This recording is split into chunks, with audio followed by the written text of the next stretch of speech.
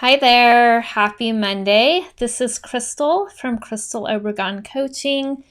And I think today is, I don't know, probably the 15th day that our county has been in quarantine or shelter in place. And I was really thinking about fear this weekend, talking to a few different people. And then this morning, I took my dogs for a walk, which we're allowed to do as long as we're keeping distance. And I've been trying to go first thing in the morning or later in the evening so that there aren't as many people around. So as I walked out, somebody was just arriving at our neighbor's house. They're doing enough construction that they have been moved out for a few months. And so, at a distance, I asked him how he was doing, and he said great, because it was a beautiful morning. And he said he made a comment that basically that he wasn't watching the news. He's doing well because he's not watching the news. And I was thinking about that in a conversation I had with a client last night. And I'm also not watching the news. And actually, I generally don't watch the news. I do some reading and I seek out my information because by seeking it out, I can avoid the words and the visuals that the newscasters use, which is intended to increase viewership, to make things more sensational. And really they're, increase entertainment. And so I was really thinking about how the amount of fear you have can also dictate, or I'm going to start that over. So what you are exposing yourself to or letting in can dictate how much fear you have. So, for example, I already said that I don't really watch the news. What I am doing is I'm daily making sure that I'm checking in with the county health department and the state health department. I'm in California. So we're shelter in place. So I'm checking in with those sources, and I'm really keeping up for the most part with what is going on with the world, with the actual numbers. And yes, it is definitely, it's scary. For sure, it's scary. It's not going to be good for a lot of people. However, I live in Santa Cruz County in California, and I wrote it down, we have about 275,000 people in our county, and so far we have 44 cases. And of course, there's nobody, I'm not sure what the testing is like right now. I don't know anybody that has been tested or has tested positive myself. And I'm lucky because I don't work in a grocery store. I'm not in the medical profession. I'm saying lucky in the sense that my client that I talked to last night, she is in the medical profession, and so she is still being exposed to people. She's not in an emergency room situation or anything like that, but she still is exposed to people. I have another friend that is a nurse in an emergency department nurse, and so that's a lot scarier for her and her family, definitely. But she's still going to work. She's still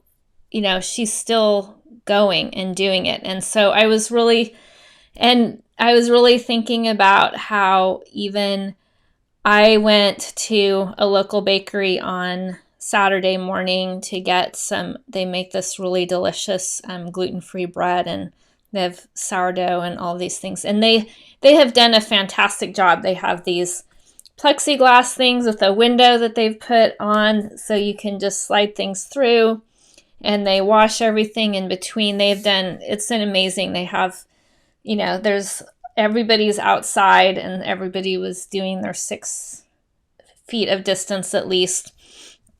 Really good. They're doing, I want to still support these small businesses.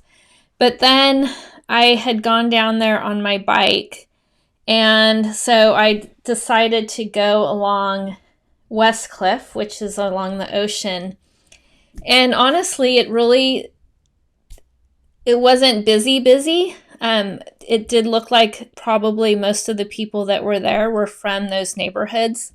But it really, like, there was this sense of uncomfort. Even though I didn't even go on the bike path, I just went on the road because there were, enough people walking on the path. Anyway, but and then once I started coming back home, in those in-between places, there were barely any people on the road at all, even on a Saturday, until I got up into my neighborhood, and that there's a huge county park right at the end of my road, and there have been a ton of people parking there to go for a walk, which is why I try to avoid those times. And there was definitely just this sense of wanting to get home and wanting to not be exposed to anything and be safe inside my house. But then, because I was letting myself focus on that fear, and I think that there's a little bit of fear is important to keep you and to keep people. Not everyone is sheltering in place here. You can tell that I've seen some people going for runs together, and I know that they're not, I know that they don't live together. But I do think a certain amount of fear can help keep everybody safe by following the directives of where you live and keeping that going. But at the same time, technically, I was thinking, okay, so far there are 44 cases. There probably are more cases, and I'm sure that the number will continue to go up, even though we were one of the first counties right after the Bay Area, which is right next to us. And I know a lot of people work over there. So I know that there will be more for sure, but 44 people out of 275,000 people isn't a lot. And so for me to be focusing on it constantly is just not helpful, is what I'm trying to say. And so I've chosen to focus on other things. I'm, keeping myself and my family safe, but I'm doing things like making more family meals and shopping once or twice a week instead of multiple times to not expose myself. But we're eating better than we ever have, or that we have for a long time, and so that increases our immune system. So what I can do is focus on my immune system and making sure that, you can't ever completely make sure, but trying to be as much as possible, as healthy as possible, so that if I do contract this virus, or if somebody in my family contracts this virus, we're already really healthy, so that hopefully it does not get bad enough to have hospitalization. So I would challenge you to, if you can, try taking a day or two off of the news. And it's super easy to check in on the internet to see what's going on in a limited way. But just remember that it's their job to make it entertaining and to keep you interested. And so try and take a break, a day or two off of the news, and see how you feel, and then see what you can focus on instead. Can you focus on meditation? Can you focus on eating better? Can you find some some exercise videos or something if you're really not going out at all. What can you do to improve your life right now?